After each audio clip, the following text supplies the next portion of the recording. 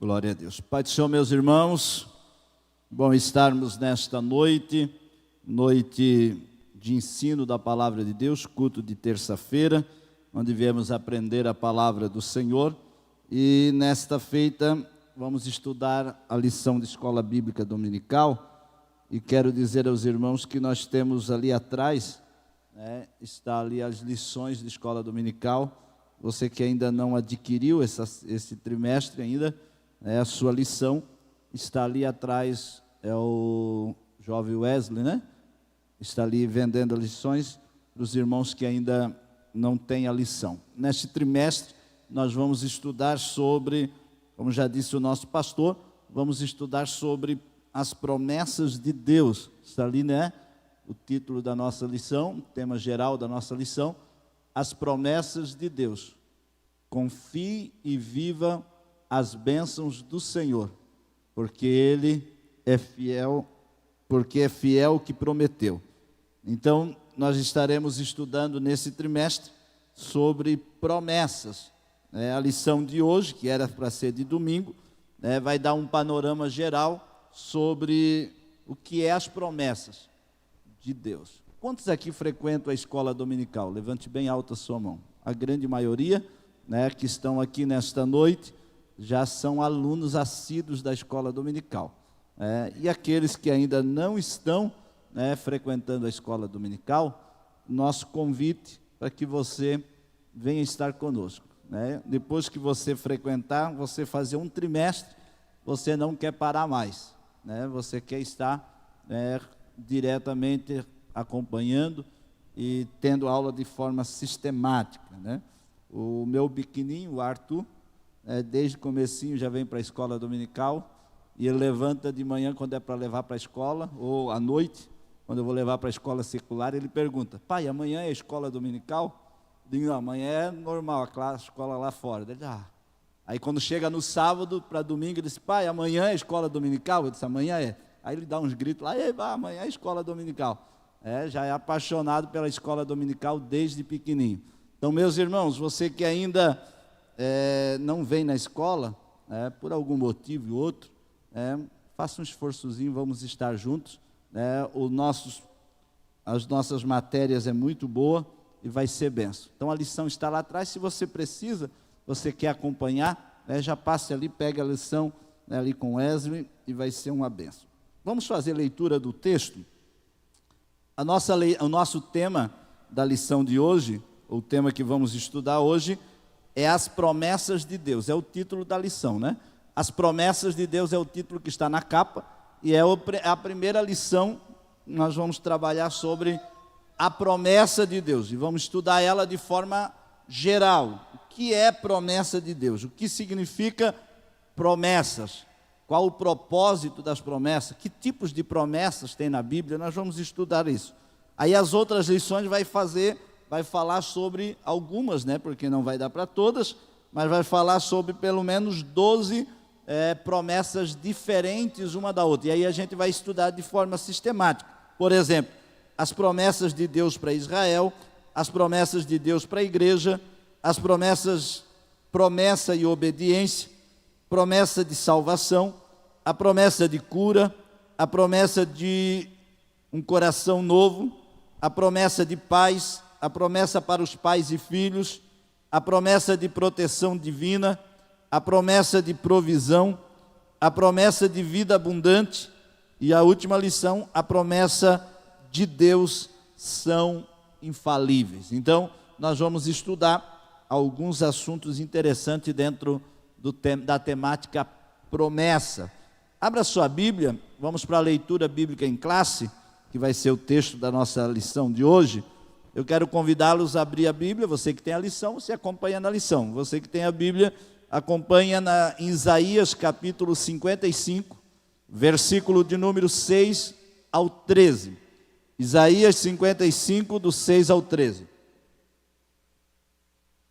Isaías 55, do 6 ao 13, diz assim: buscai ao Senhor enquanto se pode achar, invocai-o enquanto está perto. Deixe o homem ímpio o seu caminho, e o homem maligno os seus pensamentos e se converta ao Senhor, que se compadecerá dele. Torne para o nosso Deus, porque grandioso é em perdoar.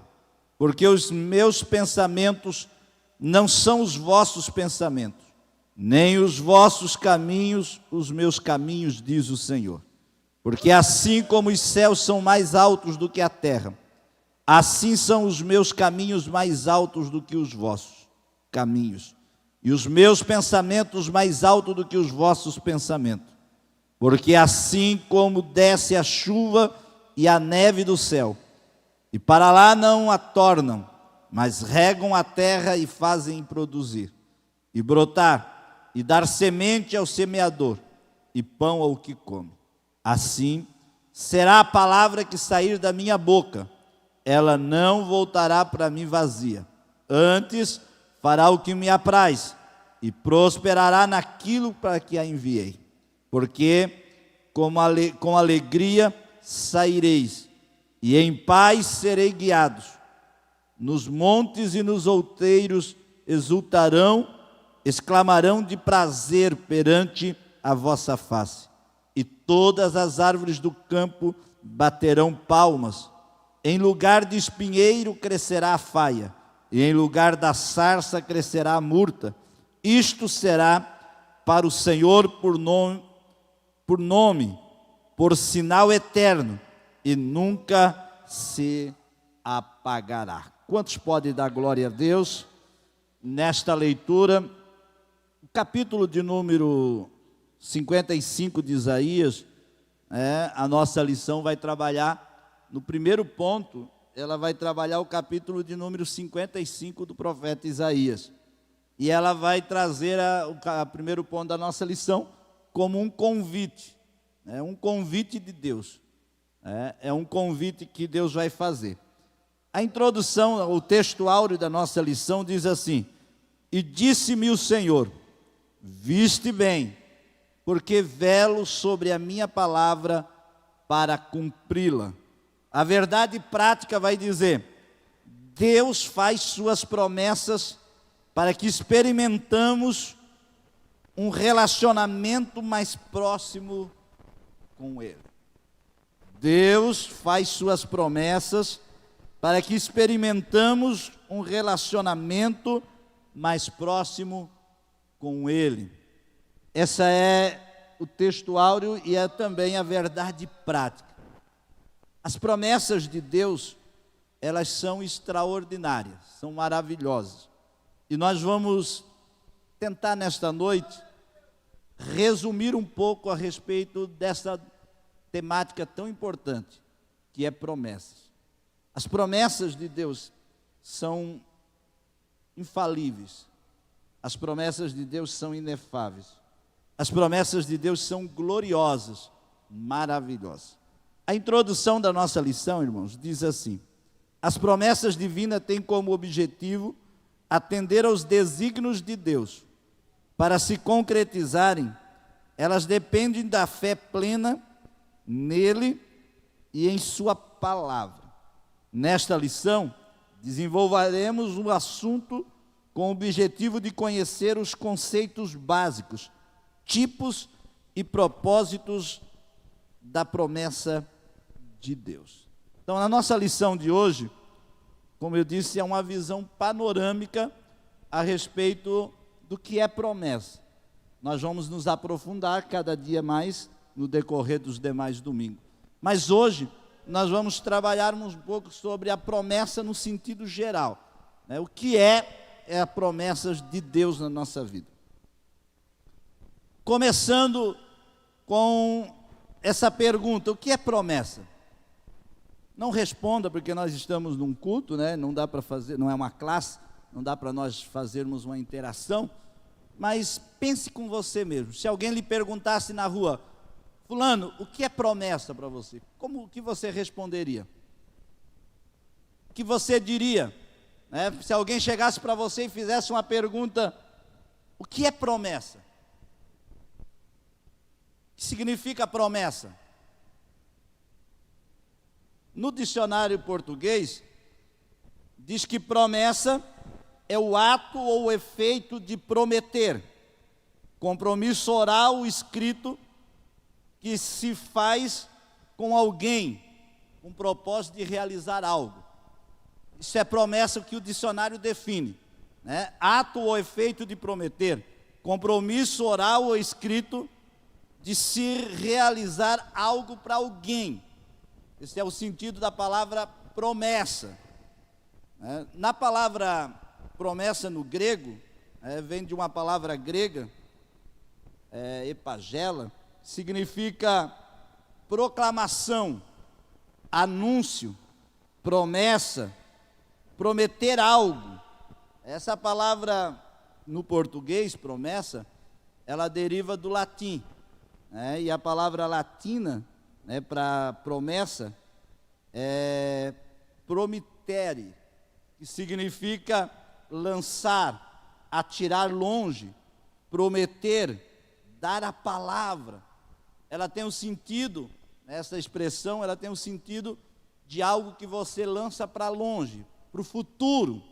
Então, a promessa, no sentido literal da palavra, é aquilo que a gente se compromete, é aquilo que a gente fala, é aquilo que a gente promete que vai ser realizado, ou que a gente vai realizar, que está no futuro ainda, que vai acontecer, algo que vai acontecer para frente.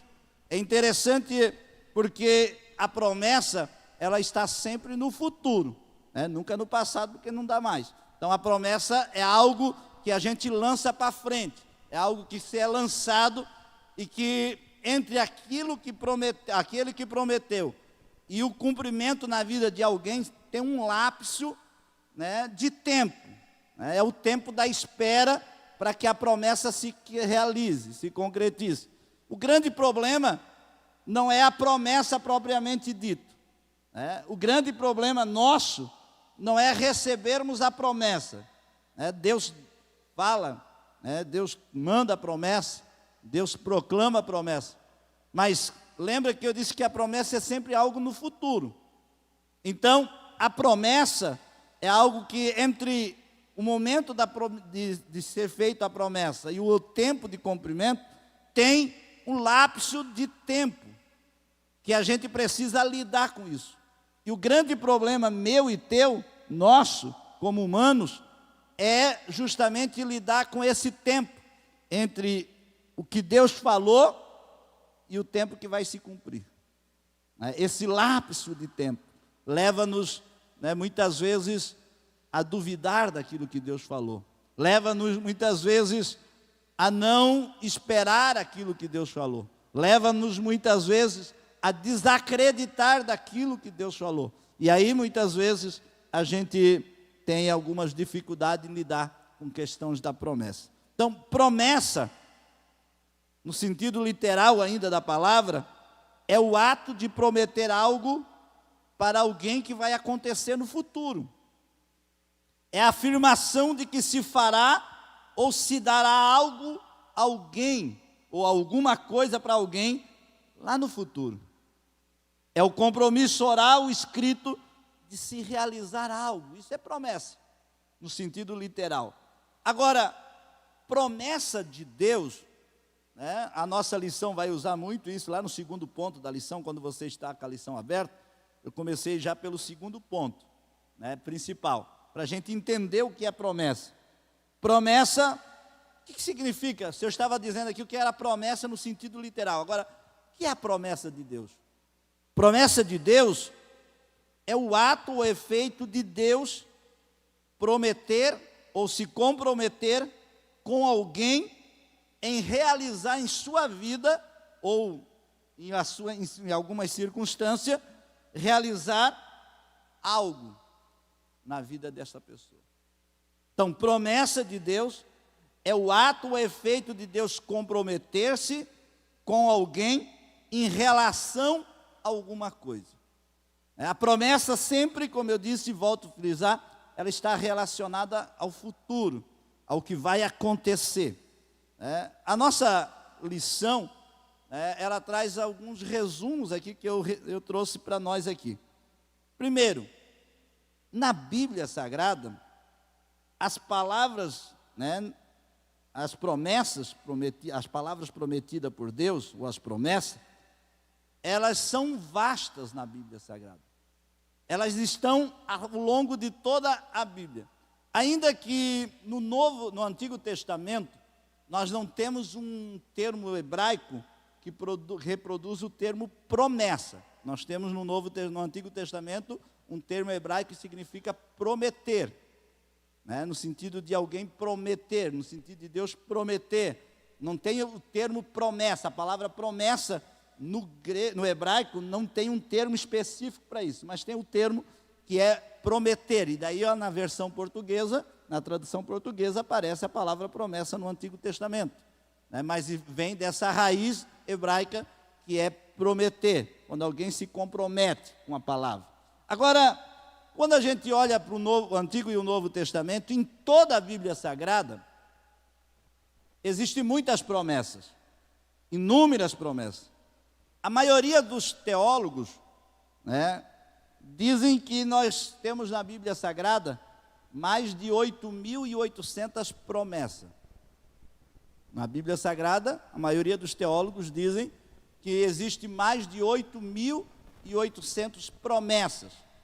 E dessas 8.800 promessas, um doutor, um professor americano da Igreja Batista, o nome dele é Sam Storms, ele disse que ele dividiu essas mais de 8.800 promessas, e ele disse que pesquisando, fez uma pesquisa apurada, e ele chegou na seguinte conclusão, que dessas mais de 8.800 promessas, 7.487 são promessas de Deus direcionadas aos homens. Mais de 7.487 são promessas que Deus fez diretamente aos homens. 991 promessas que aparecem na Bíblia são promessas de homem feito para homem, né? Num relacionamento, numa conversa, num diálogo, alguém, num acordo, alguém prometeu, disse, olha, fulano, eu vou fazer isso para você daqui a tal dia. Então, vai aparecer na Bíblia 991 vezes, ou 991 promessas de homem para homem. Por que eu estou falando isso? Porque isso é importante. Porque quando a gente vai interpretar a Bíblia, irmãos, a gente precisa cuidar para não atribuir a Deus aquilo que não disse. Entendeu? Por exemplo, dessas 991 promessas que estão escritas na Bíblia, foram promessas que homens fizeram para homem. Então, nós não podemos pegar esse versículo e tirar do contexto e dizer, foi Deus que falou. E aplicar e dizer, ó, Deus disse que vai fazer isso para mim. Mas não foi ele que disse, foi o homem que disse para o outro. Então, não tem, né, validade como promessa divina feita para homem. Então, a gente precisa estudar o contexto. Por exemplo,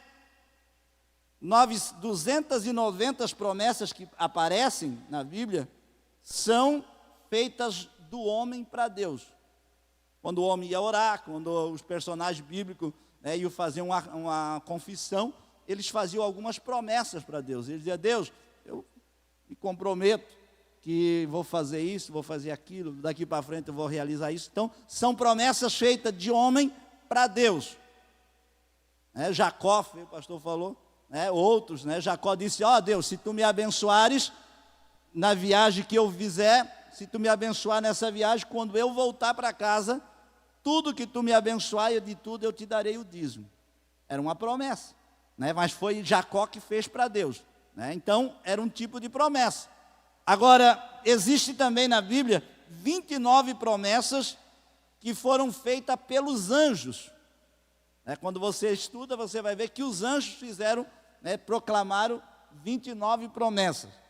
Existem na Bíblia 11 promessas que foram feitas pelo diabo e os seus demônios.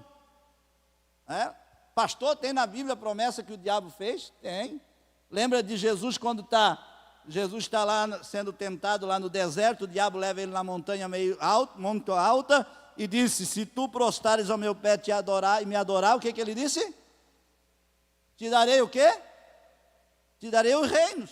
Então ele fez uma promessa. Então essa é uma promessa feita pelo diabo, e tem 11 promessas dessa registrada que o diabo fez, né, e os seus demônios. E tem 2 promessas específicas feitas por Deus para o seu filho Jesus, né, somando um total de mais de 8.800 promessas registradas na Bíblia. Agora, as promessas na Bíblia, elas estão firmadas em um Deus todo-poderoso. Por que é que a gente crê que as promessas se realizam? Por que é que a gente lê na Bíblia, e quando a gente lê a promessa divina, feita aos homens, a nós, ao seu povo, à nação, por que é que a gente acredita? Porque as promessas de Deus, elas estão firmadas em um Deus todo-poderoso. Por exemplo, quando você firma um contrato com alguém, né, e você registra ele em cartório, alguém está se comprometendo a você que em determinado tempo ele vai cumprir aquilo que ele registrou para você, aquilo que ele disse para você, né? Mas, por mais que esteja registrado em cartório, aquela pessoa pode quebrar com a sua promessa, né? Ele pode prometer algo para você, mesmo que não esteja registrado em cartório, né? Mas ele pode prometer algo para você, seja oral, seja escrita, e dizer: olha, tal dia eu vou te pagar. Mas ele pode dar algum problema e não pagar você. E aí as promessas se quebram. Agora, por que é que as promessas divinas não se quebram? Por que é que a gente pode acreditar naquilo que está escrito na palavra? Porque elas estão firmadas sobre um Deus todo-poderoso. Dá para dar glória a Deus? As promessas que Deus realizou à sua igreja, as promessas que Deus fez ao seu povo, as promessas que estão registradas na Bíblia, e aquelas promessas que Ele nos promete, através de profecias, através de revelações, de sonhos, né, quando ela vem diretamente do céu, bem declarado isso, deixa bem claro, né, eu não estou falando de qualquer promessa, eu não estou falando de qualquer revelação, né, eu não estou falando, eu não gosto nem de usar essa palavra, porque eu tenho respeito à profecia, né, mas eu vou ser obrigado a dizer, não estou falando aqui de profetada, eu não gosto de usar esse termo, mas é uma aula, né, não estou falando aqui de profetada, estou falando de profeta divino, de mensagem do céu, né, estou falando de mensagem que é direcionada por Deus, que você sabe que a igreja recebe, quando você recebe, são confirmados pela palavra de Deus, e não tem dúvida, essas promessas, elas se cumprem por quê? Porque elas estão firmadas sobre um Deus poderoso, todo-poderoso, que tem poder para cumprir aquilo que falou, e que quando Ele fala, Ele não volta atrás, Ele vela por aquilo que Ele falou para que se cumpra. Por que é que nós acreditamos, e por que é que as promessas são firmadas nesse Deus? Qual é a prova que nós temos que esse Deus vai cumprir? Primeiro, porque a Bíblia diz, e Ele mesmo afirma, que Ele é fiel, Ele não falha. Coloca para mim aí no texto na tela, coloca ali Hebreus capítulo de número 10, versículo 23. Depois, já deixa aí para colocar, 2 Timóteo 2 e 13. Olha como Deus fala. Hebreus 10 e 23 diz assim: retenhamos firme a confissão da nossa esperança, porque fiel é o que nos prometeu. Por que é que a gente precisa reter firme a nossa confiança, a nossa convicção e a nossa esperança de que aquilo que está cumprido aqui na palavra de Deus vai se realizar? Porque quem prometeu nunca falhou, quem prometeu nunca voltou atrás, quem prometeu é fiel, quem prometeu, ele tem poder para realizar. Pastor, será que dá para acreditar na Bíblia? Acredite, confie, não duvide do que está escrito aqui, porque aquele que escreveu, ou aquele que mandou escrever, aquele que disse, ele é fiel para cumprir. Olha o que diz o texto, porque fiel é o que prometeu. Se ele prometeu, ele vai cumprir. 2 Timóteo, capítulo de número 2, versículo de número 13. 2 Timóteo 2 e 13. Como eu sabia que alguns dos irmãos não iam ter lição, o que eu fiz? Eu peguei a lição e fiz um resumo de forma sistemática para que a gente consiga, para que os irmãos consigam acompanhar, mesmo não tendo lição. 2 Timóteo 2 e 13 diz assim: se formos infiéis, ele permanece. Se formos infiéis, ele permanece, não pode negar a si mesmo.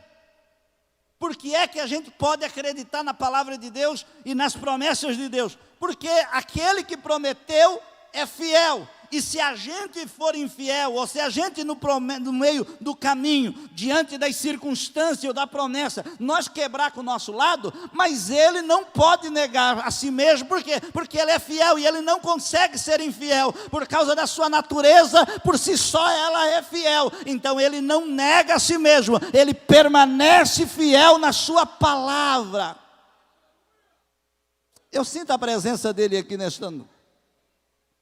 Eu sinto a presença desse Deus que promete, nesse Deus que tem promessa, tem prometido e tem cumprido aquilo que Ele tem prometido na nossa vida. Meu Deus, as horas correm depressa. Coloca para mim lá, 2 Coríntios capítulo 1, versículo 20. Essa expressão aqui de 2 Coríntios 1 e 20 é extraordinária. 2 Coríntios 1 e 20 diz assim: porque todas quantas promessas há em Deus. Olha que texto extraordinário isso aqui. Paulo dizendo, porque todas quantas promessas há em Deus. Quantas promessas tem em Deus? Alguém aqui, como esse doutor aqui, que resumiu aqui, ele encontrou na Bíblia 8.800, ou mais de 8.800 promessas. Mas Paulo, ele vai além, ele não dimensiona, ele não limita a promessa, o tanto de promessa. Ele dizia, porque todas quantas promessas há em Deus. Pensa num Deus grande. Pensa num Deus poderoso. Pensa num Deus extraordinário. E aí Paulo vai dizer assim, pensa nesse Deus grande, pensa em quanto Ele pode prometer. Será que Deus tem limite para fazer promessa? Será que Deus tem limite? Será que Deus tem limite e diz, olha, Ele pode prometer até aqui, daqui para frente Ele não pode. Olha, Ele pode prometer isso, mas isso aqui Ele não pode prometer. Não, Ele consegue cumprir isso. Não, isso Ele não consegue. Não, pastor. Não, isso não existe. Existe, nós fizemos na prática. É verdade? Deus fala alguma coisa para nós e a gente diz, não vai cumprir. Deus faz uma promessa, Deus usa alguém para falar alguma coisa para nós, e a gente diz, não, isso Deus não pode fazer. E aí a gente começa a limitar Deus. Agora Paulo vai dizer, porque todas quantas promessas há em Deus, são nele o sim, e por ele o amém, para a glória de Deus em nós. Tem uma versão, não sei se você consegue colocar aí a versão NVI, consegue mudar a versão aí? Não sei se a versão NVI diz assim, ó, pois em Cristo, cada uma das promessas de Deus é sim, e por essa razão, e por meio dele, dizemos amém, para a glória de Deus. Olha como muda um pouco, olha como esclarece um pouco, porque o sim é de Deus, e o amém é nosso. O sim é de Deus. Deus está dizendo, eu tenho promessa e sim, posso cumprir na tua vida. Agora, mediante o sim de Deus, E por causa dessa razão que Deus está dizendo sim a respeito de uma promessa na nossa vida, nós, por meio dele, podemos dizer amém. A palavra amém, no mais simples que seja, é assim seja. É alguém concordando. Quando alguém diz, eu vou te fazer algo, você diz, amém. Você está dizendo, assim seja, eu concordo, eu creio, eu acredito, eu tomo posse, eu recebo. O que Paulo está dizendo aqui, pois em Cristo, cada promessa de Deus tem o sim dele, tem a afirmação dele, tem a palavra de realização, mas por contrapartida, em nós tem o amém, dizendo, eu recebo, eu acredito. Aleluia, se cumpra na minha vida.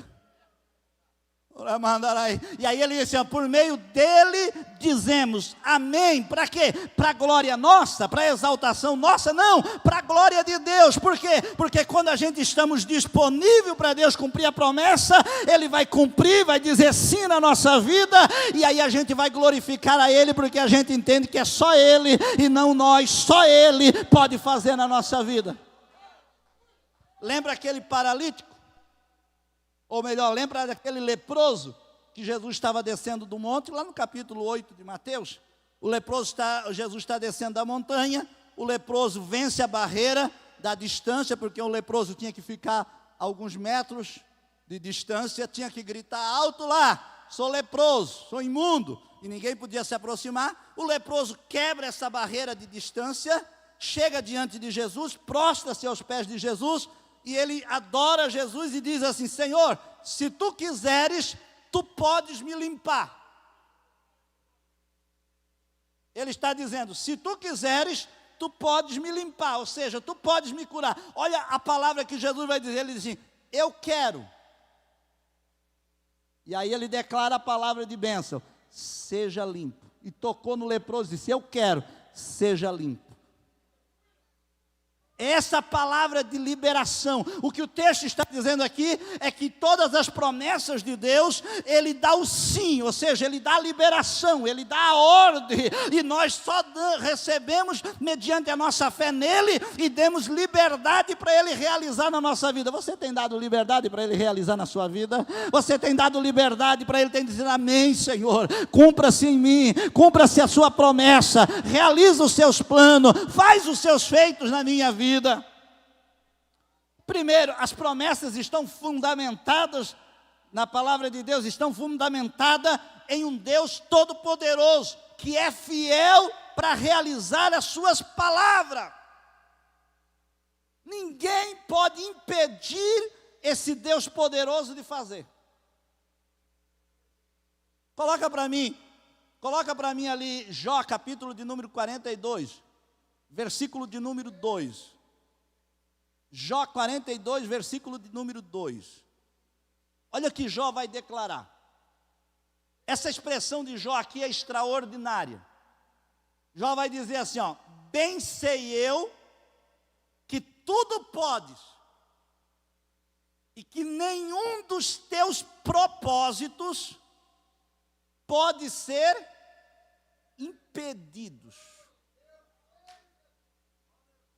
Bem sei eu que tudo podes, e que nenhum dos seus propósitos pode ser impedidos. Quem é que falou isso? Jó. Quem era Jó?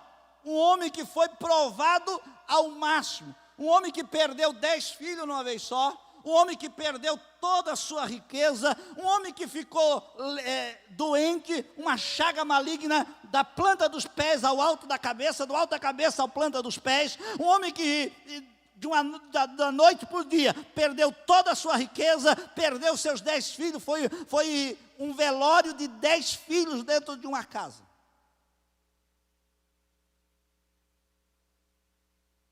Que luto terrível.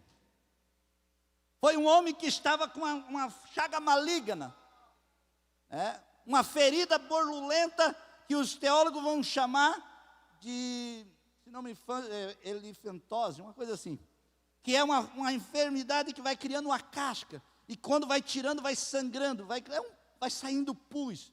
Aí ele vai, o texto bíblico vai dizer que ele se senta num monte de lixo, nas cinzas, um pedaço de caco da telha, ele raspa, e para amenizar a dor, ele passa cinza nas feridas, como se um anestésico, e ele está ali naquelas feridas, e para aumentar o sofrimento, os seus 3 amigos chegam, ficam 7 dias com a boca fechada, não falam nada durante 7 dias, mas quando abre a boca, 7 dias eles ficam só olhando, não diz nada. Aí quando abre a boca, é terrível. E aí Jó se defende, eles acusam, tudo você sabe a história. E interessante é que o teste, né, a prova, vem em Jó e Deus não fala nada. Silêncio. Eu preguei uma mensagem uma vez, botei assim: restauração sim, resposta nem sempre. Restauração sim, explicação nem sempre. Essa é a verdade na nossa vida. A gente passa por provas e Deus lá na frente até restaura nós, mas não dá nenhuma resposta, nenhuma explicação. A gente passa, e Jó passou sem explicação. E aí quando ele começou a questionar, defender dos amigos, questionar Deus aparece para ele a partir do capítulo 30, né, 31 ali para frente, e pergunta para ele: onde é que tu estava? Tu é tão sábio? Onde é que tu estava quando eu fiz o fundamento da terra? E aí vai dando um monte de perguntas, e Jó não sabe responder nenhuma, e aí ele fica quieto, e aí quando chega no versículo 40, do capítulo 42, versículo 2, aí ele já está declarado ali a sua fé em Deus. Ele diz: Senhor, pensei eu que tudo podes, e que nenhum dos teus propósitos pode ser impedido. Sabe por que as promessas de Deus são fundamentadas e elas se cumprem na nossa vida? Primeiro, porque temos um Deus fiel. Segundo, porque temos um Deus todo-poderoso que ninguém pode impedir os agir dele.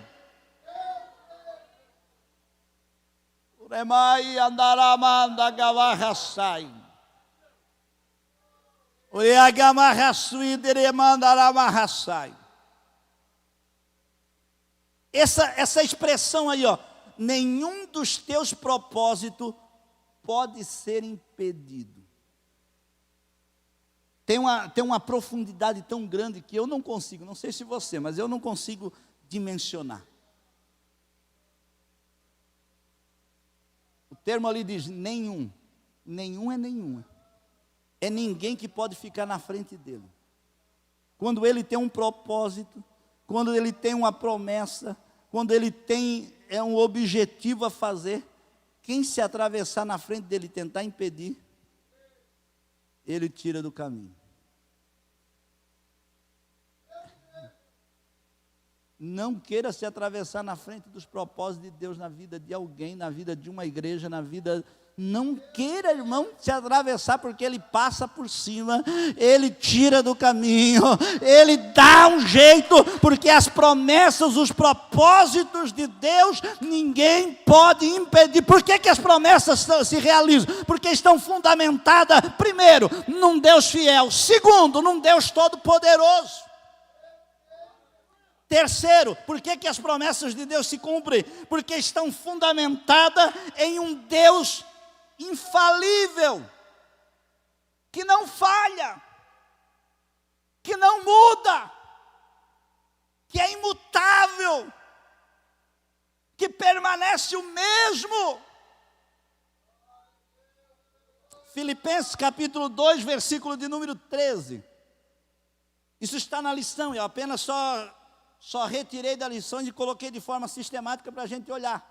Filipenses 2 e 13 diz assim, ó: porque Deus é que opera em nós, tanto o querer como o efetuar, segundo a sua boa vontade.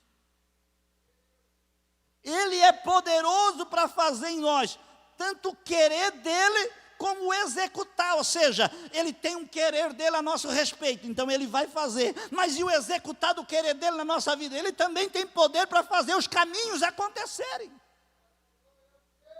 Dá uma olhadinha para você, olha onde que você estava 10 anos atrás, Se alguém falasse para você que você estaria onde você está 10 anos atrás, você acreditaria? Talvez não acreditaria. Talvez há 10 anos, há 15 anos atrás, Deus falou algo para você e você nem entendeu. E sabe, irmão, deixa eu dizer algo bem simples aqui. A maioria das coisas que Deus fala conosco, a gente não entende. A gente não entende.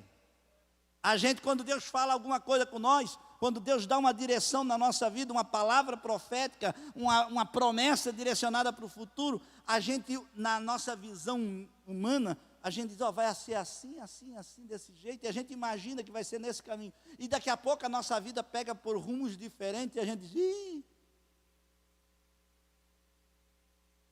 não, Deus falou aquilo, não vai cumprir. E aí a gente dá uma volta, chega lá. Aí a gente dá uma olhadinha para trás. Não é que se cumpriu? Mas como é que eu cheguei aqui? É porque Deus levou pelo caminho dele e não pelo nosso. Porque nós, muitas vezes, a nossa visão míope, muitas vezes, a gente não consegue interpretar o que Deus tem para a nossa vida. Lembra quando José teve o sonho e foi contar para o pai? José disse, pai, eu tive um sonho e sonhei essa noite que o sol, a lua e as estrelas se prostraram diante dos meus pés. 11 estrelas se prostraram diante do meu pé. O pai não interpretou errado. O pai disse, por acaso, repreendeu José, disse, por acaso, meu filho, que história é essa? Por acaso eu, a tua mãe e os teus irmãos vão se prostrar diante dos teus pés? E aí José disse, pai, eu só sonhei. Só que depois de 20 e poucos anos, quando Jacó vai lá no Egito, a mãe dele já não estava mais. A mãe de José já tinha morrido no caminho. Então quer dizer que a lua não representava a mãe dele, porque já não estava mais se prostrando lá dentro. Por quê? Porque ele interpretou de forma humana, mas Deus tem os seus caminhos de formas diferentes.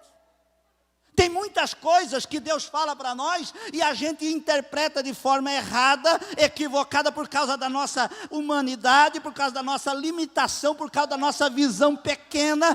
Porém, quando chega lá na frente, a gente vai entender e vai olhar para trás e ver, era desse jeito.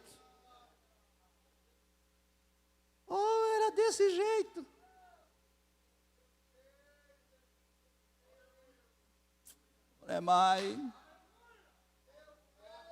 Uremandarai, Urigandaramahasuideremandarai.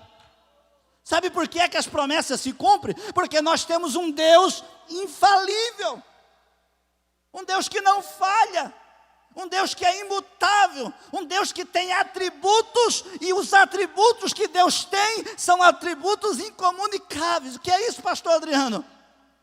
Atributo que ele não comunicou com os homens. Por exemplo, onipotência, só Ele tem. Onipresença, só Ele tem. Onisciência, só Ele tem.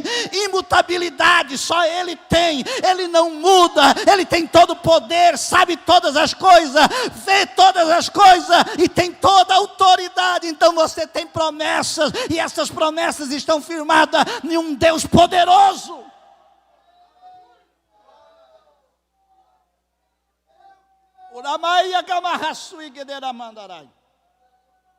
Por que é que as promessas se acontecem na nossa vida? Porque nós temos um Deus zeloso pela sua palavra. Sabe por que ela vai se cumprir? A palavra de Deus se cumpre porque o nosso Deus é um Deus zeloso para cumprir o que Ele falou. Seja bom, seja ruim para o nosso lado. Porque tem palavras, tem promessas prometidas por Deus para o futuro, que é no âmbito bênção, mas tem promessas prometidas para o futuro no âmbito de juízo. É promessa, ele prometeu que vai fazer. Por exemplo, vamos pensar numa, lá em Êxodo capítulo de número 17, versículo de número 17, capítulo 17, deixa eu ver. Capítulo 17, versículo 14, ele vai dizer para Moisés assim, eu prometo, segundo a minha palavra, que nenhum amalequita vai ficar vivo. Eu vou exterminar com Amaleque. É uma promessa de Deus, só que no sentido negativo. Então Deus tem poder para velar a sua palavra. Coloca para mim Jeremias capítulo 1, versículo 11 e 12. Jeremias capítulo 1, versículo 11 e 12, fala no zelo de Deus para cumprir as promessas na nossa vida. Fala no zelo de Deus para realizar aquilo que Ele falou, a sua palavra. Não cai por terra, está firmada na Bíblia Sagrada, na sua palavra. Olha ali, ainda veio a minha palavra do Senhor dizendo, o que é que vês, Jeremias?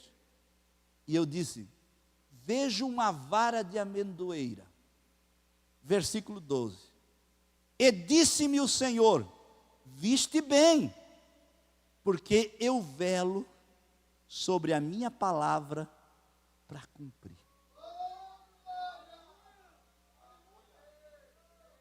Deus dá uma visão para Jeremias de uma vara. E pasme o Senhor, aguenta um pouquinho aí, porque a vara ali fala de juízo. Jeremias vai ter duas visões nesse capítulo 1. Primeiro ele vê de uma vara. Segundo ele vê uma panela fervendo virada para o norte. A primeira é uma vara. E a segunda é uma panela fervendo virada para o norte. Deus está dizendo para Jeremias assim, eu tenho uma vara. Vara de juízo. E eu tenho uma panela fervendo que virada para o norte, que fala que a vara de juízo que Deus iria mandar era a nação que vinha do norte, que nada mais é do que os caldeus, os caldeus que viriam do norte e iriam se apropriar de Israel e ia levá-lo cativo. Agora, observe, volta o versículo 11, ele diz, o que é que tu vês, Jeremias? Eu vejo uma vara fala de juízo. De quê? De que é? Amendoeira. Não dá para dizer se essa vara está seca ou se está verde. Mas Jeremias consegue decifrar que aquela vara é uma vara de amendoeira. E por que é que Deus falou assim? O que é que tu viste, Jeremias? Ele disse, eu vi uma vara de amendoeira. Disse, viste bem, porque eu velo para cumprir a minha palavra.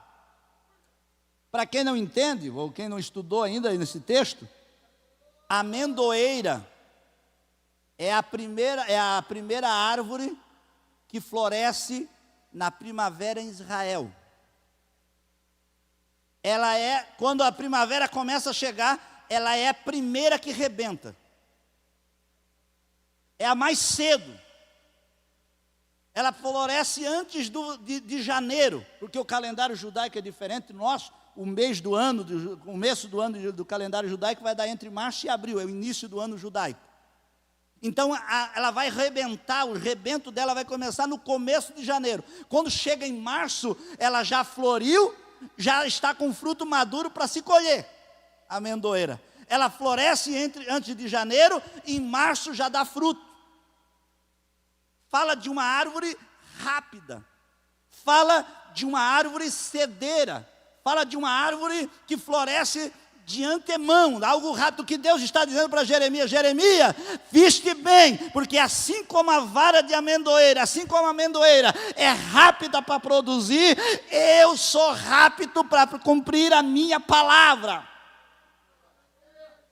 Eu velo, eu vigio, eu mantenho a minha palavra, e ela vai se cumprir, Jeremias, ela não é demorada, eu vou velar e ela vai se cumprir, ainda que para alguém parece demorar, mas não, ela vai se cumprir, porque eu estou velando pela minha palavra. Esse Deus tremendo. Agora, quando a gente fala de promessa, meu Deus, já tem que parar para o pastor.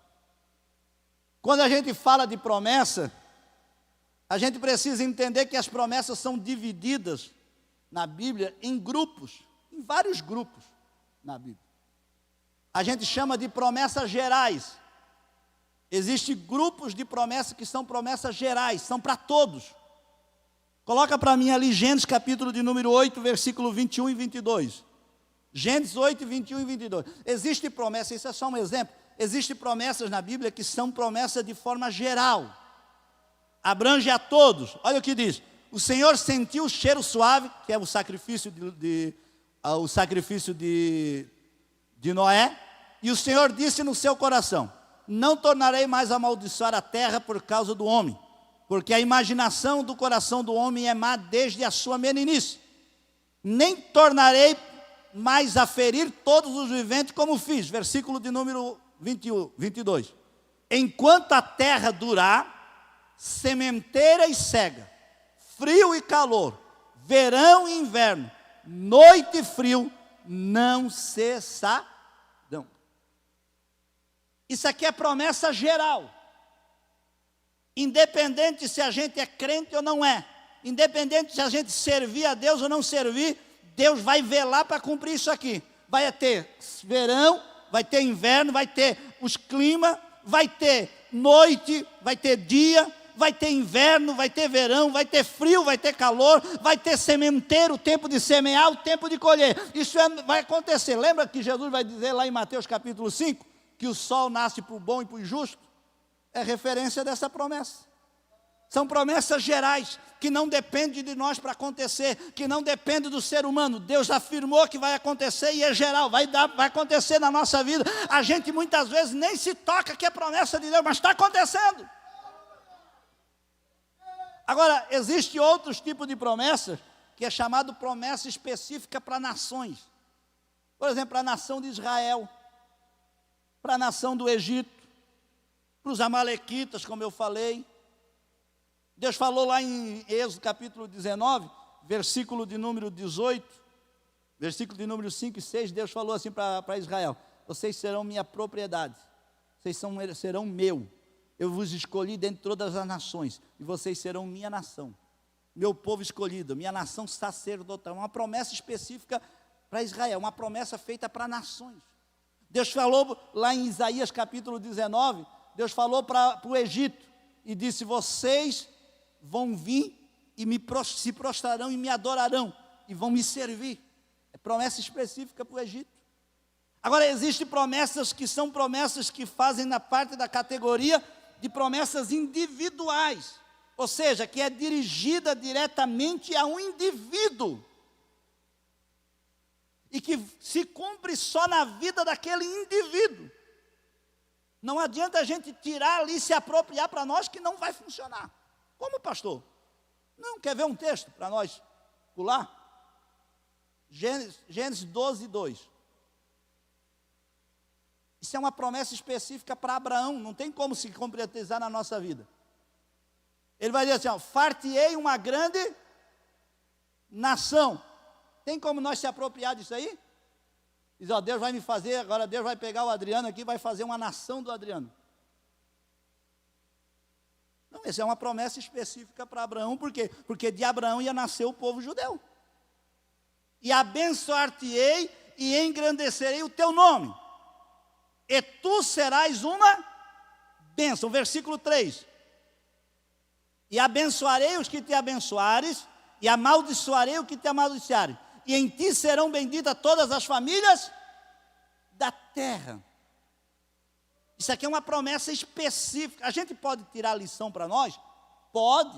A gente pode aplicar lições espirituais para a nossa vida? Com certeza. Mas a gente não pode transportar essa promessa de forma literal para a nossa vida e se cumprir.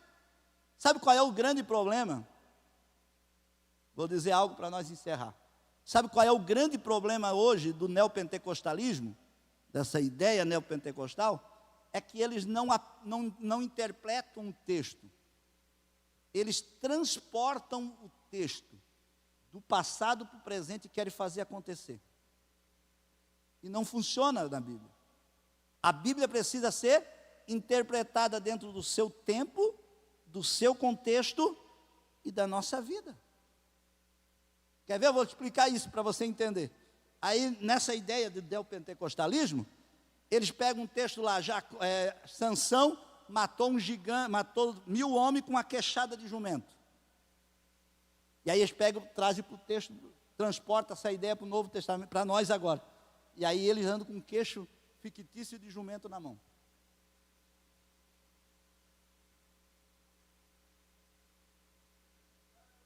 Moisés abriu o mar vermelho com um cajado na mão. Aí agora ando com um cajado dando na cabeça de todo mundo para fazer o negócio funcionar. Não é isso. Não vai funcionar. Sabe por quê? Porque essa não é a tônica do texto. O que é que a gente tem que pegar? Tem que pegar o texto, interpretar no seu tempo, na sua época, e transportar para o nosso dia a lição, a verdadeira lição. Um dia eu cheguei na casa de um irmão e tinha um jovenzinho orando com nós, e ele ficou todo envergonhado para mim. E aí ele, todo sem jeito, eu brinquei com ele, fomos para a oração. Quando eu saí, aí ele saiu de fininho. Aí eu disse para o irmão da casa, por que esse jovem está tão esquisito hoje? Pastor, ele estava com vergonha do senhor. Mas vergonha de mim por quê? Porque ele foi um tal dessas igrejas aí, e aí fizeram uma campanha lá, que a gente tem que carregar a cruz. Aí fizeram um monte de cruzinha, e durante 21 dias ele tinha que andar com aquela cruz para onde ele fosse, amarrada nele. E aí quando ele viu o senhor, ficou com vergonha de estar carregando aquela cruzinha. Eu digo, ele devia ter vergonha de Jesus, não de mim. Mas olha o que é a ideia. É você pegar um texto na literalidade e transportar para o nosso tempo e fazer aquilo virar realidade usando uma cruz, usando um objeto, usando tanta coisa. Não é isso que o texto quer.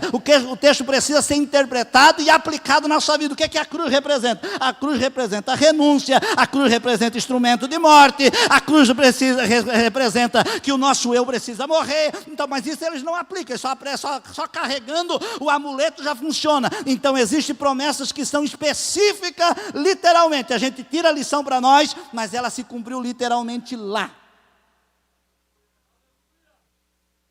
Eu encerro. Existem dois tipos de promessa na Bíblia. Existem as promessas condicionais e as promessas incondicionais. As promessas condicionais, incondicionais, são aquelas que não dependem de nós para se cumprir. Deus cumpre ela. O homem, Deus resolve, por exemplo, quando Deus já aparece para Abraão no capítulo 16, ele vai fazer uma aliança com Abraão. Fez promessa na vida de Abraão e vai fazer uma aliança. Abraão divide o bezerro, divide a pombinha em partes e coloca ali no altar, faz 2 altares, uma parte aqui, outra lá. E a Bíblia diz que na hora de fazer a aliança, os dois que estavam se aliançando tinham que passar no meio das duas partes. Porque dizia o seguinte, aquele que quebrava a aliança vai ser feita a mesma coisa que fez feito, rachado no animal no meio. E a Bíblia diz que naquela hora da aliança, a palavra de Deus, a promessa de Deus para a vida de Abraão era incondicional. E Deus diz assim, Abraão, não passa. Deixa que eu passo sozinho. Porque se tu passar, a promessa vai ser condicionada à tua fidelidade. Tu vai precar e aí eu não posso cumprir na tua vida. Mas se você não fazer aliança, não passar na aliança, eu prometo por mim mesmo sozinho, que vai se cumprir. Que vai se realizar. Tem promessas na nossa vida que é incondicional. Agora tem promessa que é condicional. Só acontece se nós cumprir a nossa parte. Só acontece se nós cumprir a nossa parte. Na salvação, só vai acontecer se a gente cumprir a nossa parte. Fica de pé.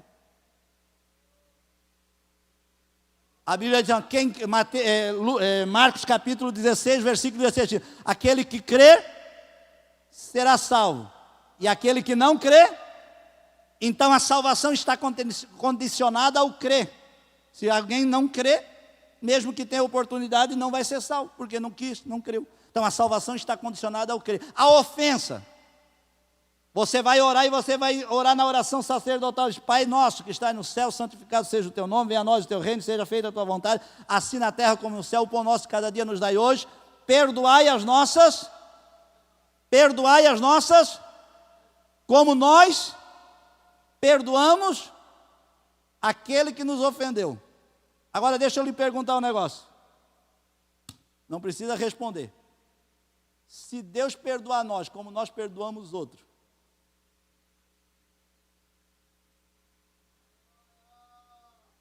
como nós estamos? Se Deus perdoar nós, como nós perdoamos os nossos amigos, nossos inimigos, os nossos que nos ofendem, como é que está o nosso caso? Perdoai como me perdoa, como eu perdoo o meu amigo. Como eu perdoo aqueles que me ofendem, assim como eu perdoo ele que me perdoa. E eu encerro, passando já para o pastor. Existem as promessas condicionais e incondicionais. Agora, existem as promessas. Vamos fazer oração. Existem as promessas eternas e promessas temporais. E aqui eu vou deixar um pé de galinha para você não perder a escola dominical.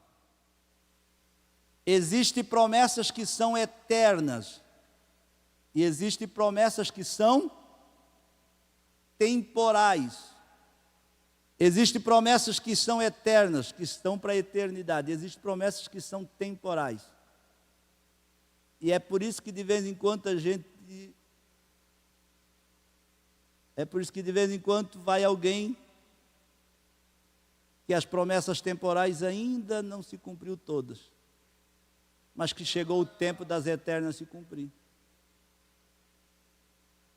E as temporais estão condicionadas a eternas.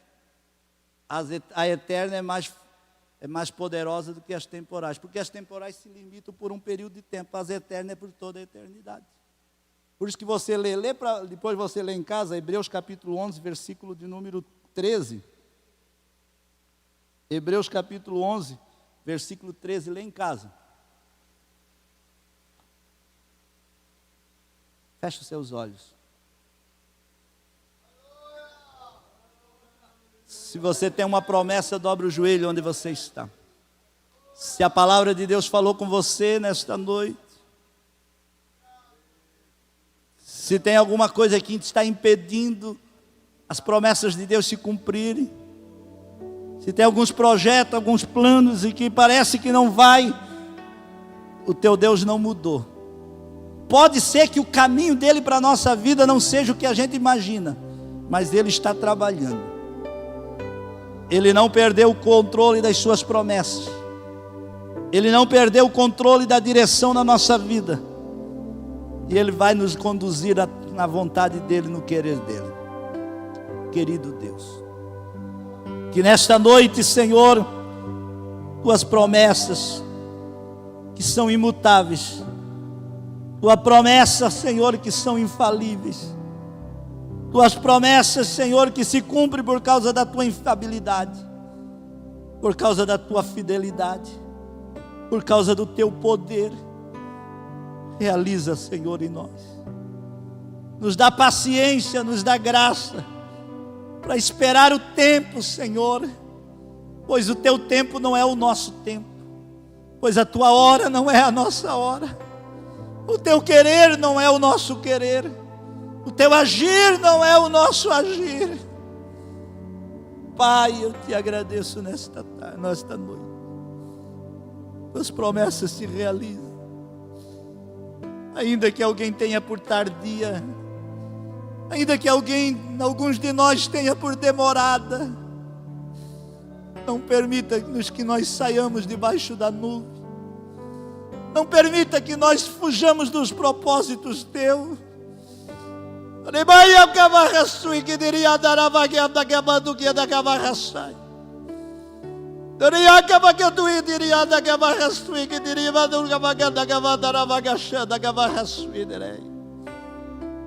Fica conosco, Senhor.